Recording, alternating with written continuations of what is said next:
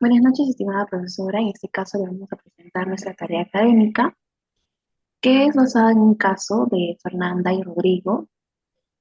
Y en este caso es donde Fernanda esperaba impaciente que entrara el doctor Hernández y donde no podía evitar la emoción y la ansiedad, que, así que proceden a hacerse una ecografía. Aun cuando no era su primer embarazo, sentía su segundo. A su lado, su pareja Rodrigo seguía de pie.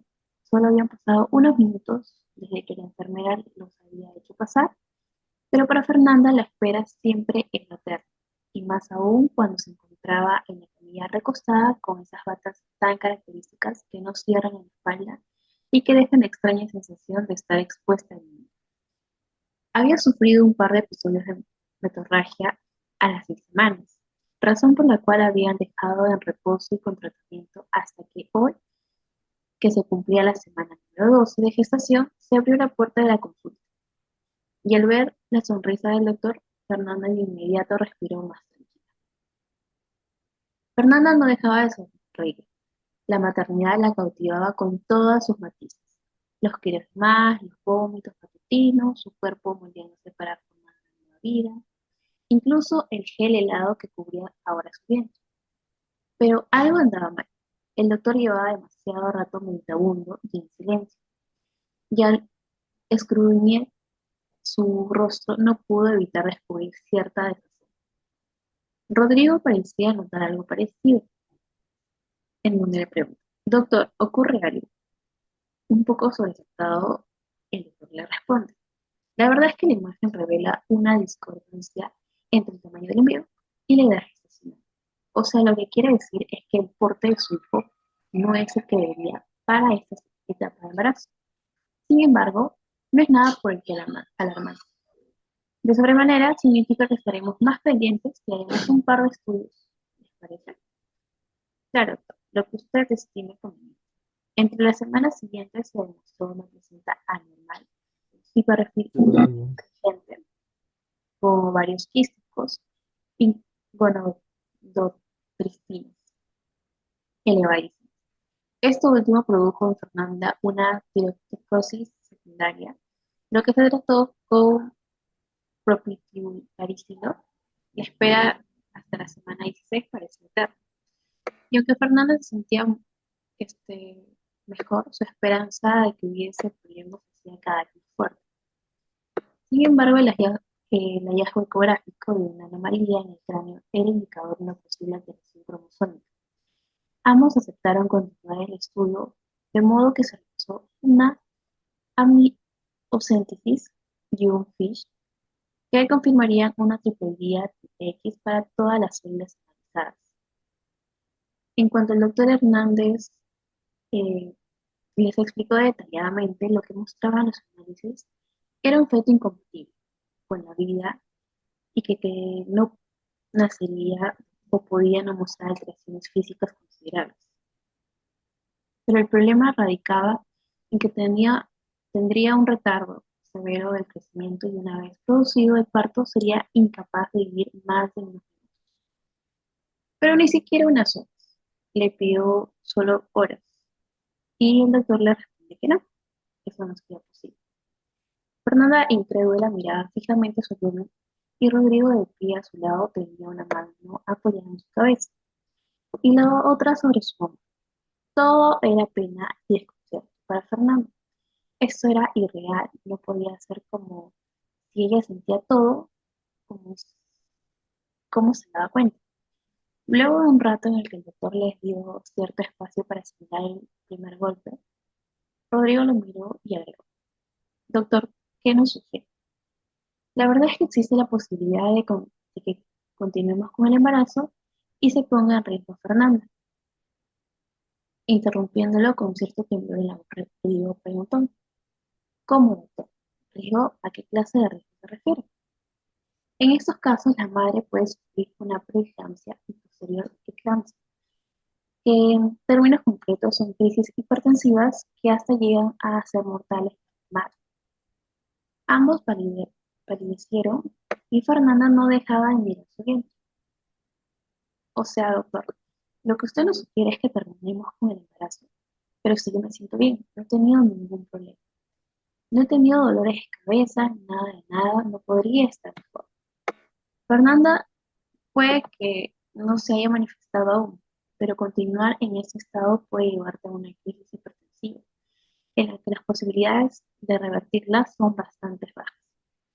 Yo sé que es muy difícil de enfrentar todo esto de una vez, la noticia del embarazo con un feto enfermo y el riesgo para tu salud, pero entiende que como médico tengo el deber de explicar directamente cómo son las cosas. Se fueron de la consulta en un estado de automatismo total y en su casa se sentaron a almorzar y el muerte ocupaba ese espacio, un irritable y silencioso convivido de piedra al que ninguno quería nombrar, por miedo de que de un momento a otro materializara.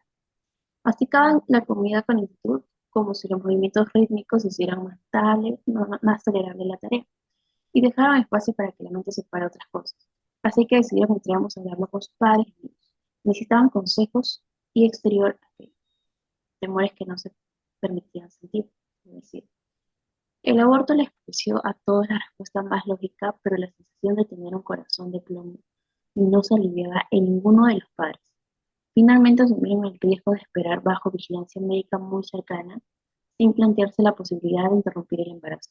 Si no había ya una preeclampsia establecida. Eso ocurrió a las 21 semanas de gestación, con alza de presión arterial o proteinuria elevada. La indicación de interrumpir el embarazo ya no admitía discusión, lo que ellos comprendieron y con dificultad aceptaron. Hospitalizadas un par de horas, el momento había llegado y una vez más la realidad los golpeaba de manera impecable. Sonrieron cansadamente, el proceso había sido largo y mentalmente agotador. Aun sabiendo que no había otro escenario posible, y a pesar de estar tranquilos con la decisión, no podían dejar de sentir una pena infinita. Antonia nació en una microcesárea con 320 gramos y fue bautizada por su padre, vestida, tomada y acariciada por Fernanda y Rodrigo, y falleció a los pocos minutos de vida.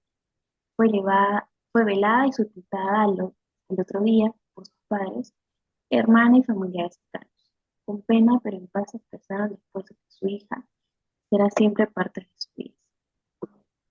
A raíz de este caso que hemos podido explicar, vamos a hacer un análisis de caso donde van a haber ciertas preguntas que vamos a ir fixando.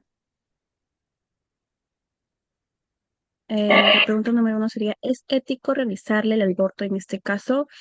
Bueno, sí es ético para realizar el aborto porque se puede prevenir el sufrimiento innecesario del feto y el sufrimiento de la madre, con la posibilidad de tener una preeclampsia y además el estado psicológico de la madre. Esperar que naciera el bebé te parece una acción moral por parte de los padres. Desde cómo lo tomaron los padres, Fernando y Rodrigo, sí, es moral, porque cuidaron al feto proporcionándole dignidad y protegiéndolo durante el embarazo. Fue como un acto humanizado esperar su llegada, bautizar y despedir a la bebé con dignidad. Fue un acto de respeto hacia la vida. Como tercera pregunta, ¿qué principios se ven reflejados en este caso? Beneficia, beneficencia, no maleficencia, justicia, autonomía. Bueno, el principio que más se ve reflejado es el de no maleficencia, que es no causar daño, sufrimiento innecesario al paciente, en este caso tanto como para el feto como para la madre. Eh, el punto 4, fundamentar en qué parte se ve reflejado el principio de beneficencia. La beneficencia se ve reflejada en el bienestar del feto y de la madre. Justificar la respuesta. En el caso del feto, la decisión de interrumpir el embarazo es con el objetivo de evitar el sufrimiento innecesario, ya que el diagnóstico era claro. El bebé sobreviviría solo minutos. En el caso de la madre, se trataba de prevenir riesgos y complicaciones graves como la preeclampsia, que ponía en peligro su vida. Fundamental en qué parte se ve reflejado el principio de no maleficencia. Es en evitar o no causar daño o sufrimientos innecesarios. Justificando la respuesta para la prevención del daño del feto, continuar con el embarazo conllevó a la inevitable muerte del feto unos minutos después de que naciera, lo que se considera un sufrimiento innecesario. Para la protección de la madre es el riesgo de desarrollar las complicaciones graves como la preeclampsia. Esta representa una amenaza para la salud de Fernanda. Mientras que se irrumpía el embarazo, se preveía estos daños. Fundamenta en qué parte se ve reflejado el principio de autonomía. Estos son los derechos de las personas a tomar las decisiones informadas sobre su propio cuidado, bienestar y respetando los valores y deseos personales. Bueno, justificando la respuesta, la decisión de Fernández de Rodrigo, después de recibir la información completa y detallada sobre el estado de su bebé y los riesgos que podía suceder, los padres decidieron esperar el nacimiento y darle una despedida digna. También se ve reflejados sus valores y creencias, ya que ellos eligieron cómo afrontar la difícil situación a pesar de las circunstancias.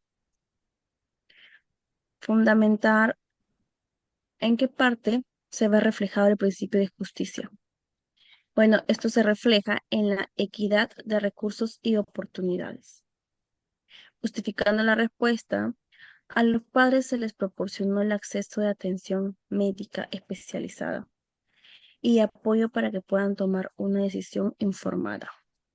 La atención médica y el uso de recursos que se le brindó fue con el fin de maximizar el bienestar y minimizar el daño tanto como para la madre como para el feto. Y en esta parte vamos a Como ver conclusión, la conclusión del caso. Que, bueno, en este caso de Fernando y Rodrigo es totalmente conmovedor y nos asemeja mucho a la realidad de muchísimas parejas, donde nos muestra las decisiones de ética en situaciones de embarazo con diagnóstico terminal. La decisión de interrumpir el embarazo, aunque sea muy difícil y dolorosa, se vincula mucho a los principios éticos de la no maleficencia, la autonomía y la justicia, en donde los padres actuaron de manera humanizada, cuidando durante el embarazo al feto, que a pesar que tenían conocimiento sobre el riesgo de la madre y las complicaciones médicas, de poder morir.